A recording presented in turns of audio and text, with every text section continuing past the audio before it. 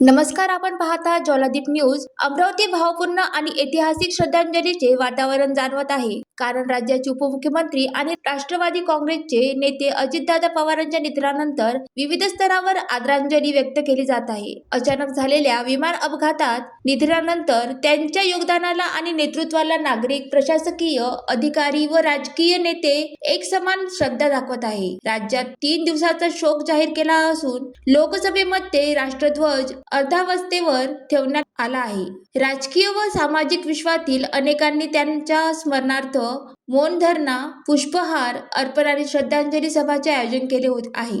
अमरावतीतही विविध समुदाय, सामाजिक संघटनांमधील नागरिक आणि कार्यकर्त्यांनी त्यांच्या प्रतिमेस पुष्पहार अर्पण करून उपमुख्यमंत्री पवारांना भावपूर्ण श्रद्धांजली वाहिली आहे. यावेळी पवार यांच्या कर्तृत्वाबद्दल, महाराष्ट्र विकासासाठी त्यांच्या योगदानाबद्दल आणि जनतेशी असलेल्या त्यांच्या जवळच्या नात्याबद्दल बोलले गेले. समोर आलेल्या प्रतिक्रियामध्ये लोकांनी त्यांच्या नेत्यांच्या आत्म्याला शांती मिळो अशी शुभेच्छा व्यक्त केल्या आहेत, तर अनेकांनी त्यांच्या निधनामुळे झालेली सामाजिक आणि राजकीय पोकळी याबद्दल आपलं दुःख व्यक्त केलं आहे. या दुःखद घटनेनंतर मुख्यमंत्री, राजकीय नेते, प्रशासकीय अधिकाऱ्यांकडून सार्वजनिक कार्यक्रमाची श्रद्धांजली मिळत आहे. पुढे त्यांच्या स्मृती देण्यासाठी विविध कार्यक्रम आणि स्मृतीस्थळाच्या स्थापनेसंदर्भातही विविध निर्णय घेण्याचे संकेत देण्यात आले आहे. आम्ही ज्वालादीप न्यूज कडून अजितदादा पवार यांच्या कुटुंबाला, मित्र परिवाराला आणि संपूर्ण महाराष्ट्रीय जनतेला हे दुःख सहन करण्यासाठी मनपूर्वक धैर्य आणि समत्व लाभो अशी भावना व्यक्त करतो.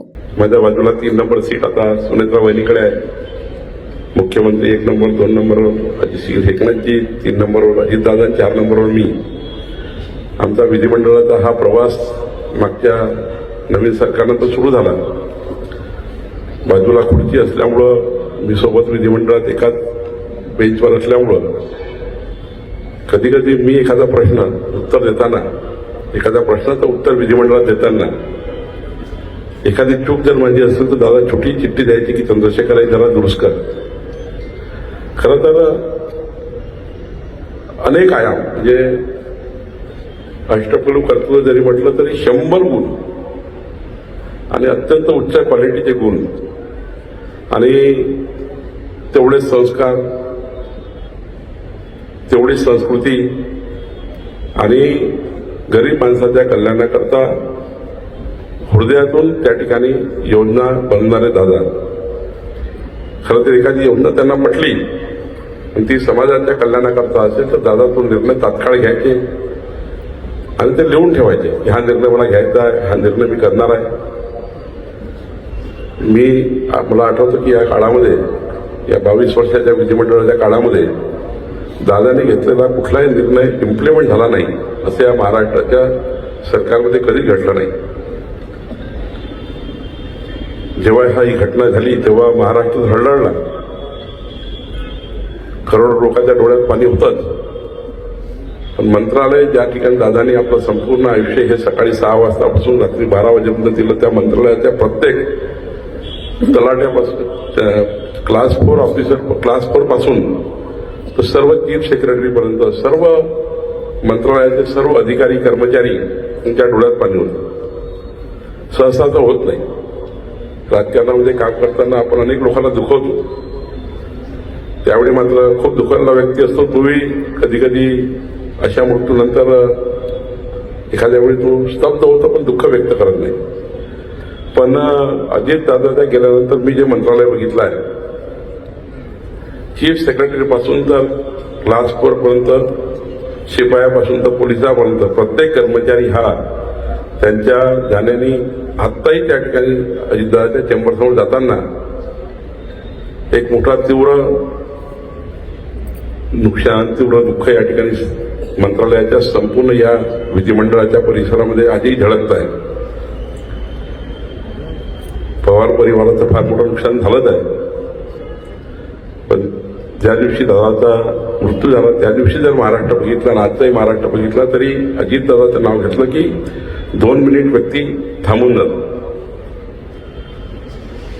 दादानी प्रतिष्ठापेक्षा समाजामध्ये आणि गरीब माणसामध्ये मोठं स्थान निर्माण केलं आहे.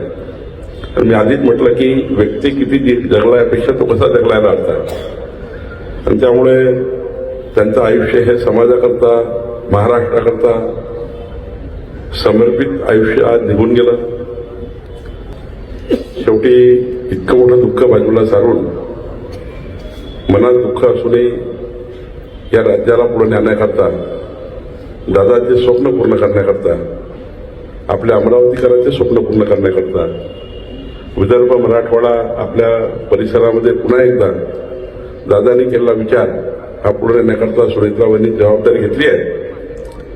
आता आपली सर्वांची जबाबदारी आहे की दादांनी जे आपल्याकरता आयुष्य दिलं, दादांच्याही आयुष्यामध्ये आपण सुनेत्राबाईंच्या आणि जेव्हा जेव्हा या परिवारामध्ये आपली तशी गरज कधीच भागात भासत नाही, पण आपण सर्व त्यांच्या परिवाराचे घटक आहोत.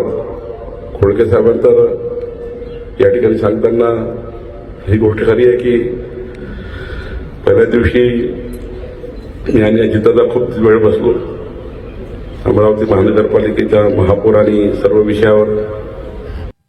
शब्दसुमनांच्या या माध्यमातून श्रद्धांजली व्यक्त करताना आमदार संजय खोडके भावनिक झालेत. तर दादा म्हणे, खोडके यानंतर लक्षात ठेव, आपल्याला ज्या व्यक्तीनं एखादी गोष्ट विश्वासानं सांगितली ती आपल्यासाठी जर सांगितली असेल तर ती गोष्ट आपण कधीच डिस्क्लोज केली नाही पाहिजे. ती आपण आपल्या मरेपर्यंत आपल्याजवळ ठेवली पाहिजे. त्या गोष्टीला कधीही कोणाजवळ लीक करता कामा नये हे तू नेहमी लक्षात ठेव. मला तुला माहित आहे की मला याच्यातून फायदा होणार आहे म्हणून तू सांगितलं, परंतु ही चूक आहे. याच्यानंतर तू लक्षात ठेव, जो मी जर तुला एखादी विश्वासानं गोष्ट सांगितली ती तुझ्यापुरती मर्यादित असेल तर ती आपण बाहेर डिस्क्लोज केली नाही पाहिजे. हा मंत्र त्यांनी मला सांगितला आणि त्याच्यानंतर मी सातत्यानं ते पाळती असतो. तुम्हाला या सर्व घटनेमध्ये आत्ताच्या मधातल्या काळामध्ये मला MLC देण्याचा प्रश्न आला.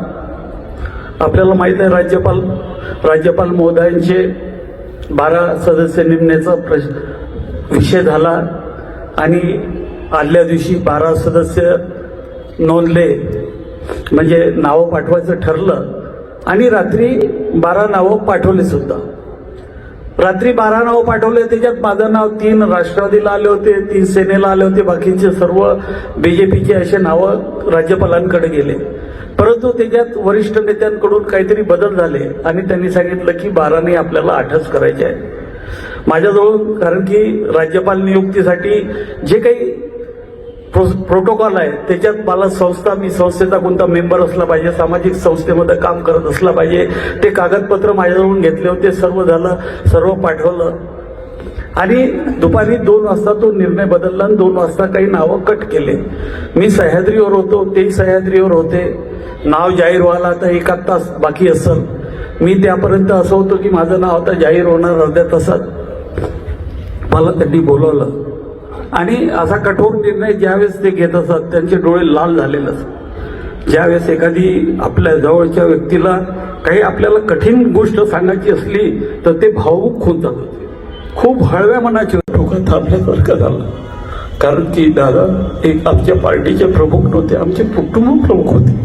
आमच्या सर्वांचे कुटुंब प्रमुख म्हणून मी त्यांच्याकडे आम्ही सर्वजण पाहत होतो आणि त्यांच्या जाण्यानं आमच्या पक्षाचंच नाही तर पूर्ण राज्याचं एक आपण पाहिलं असं की 2-3 दिवशी मी आमच्या प्रफुल्ल पटेलांना म्हटलं, मोठमोठ्या पत्रकारांना म्हटलं की तुम्ही आणि मी दादा जनतेमध्ये किती रुजले होते याचं मोजमाप आपण दादा गेल्यानंतर खऱ्या अर्थानं महाराष्ट्रानं आपल्याला दाखवून दिलं. आपण सुद्धा हे अज्युम केलं नव्हतं की दादाचं महत्व आणि दादाचं हे मोठेपण हे महाराष्ट्रातल्या वेगवेगळ्या घटकामध्ये दादा किती त्यांना त्याचं महत्व होतं हे आपल्याला या 2 दिवसाच्या यांनी खऱ्या अर्थानं उभं. सतत अपडेटसाठी बघत रहा ज्वालादीप न्यूज अमरावती.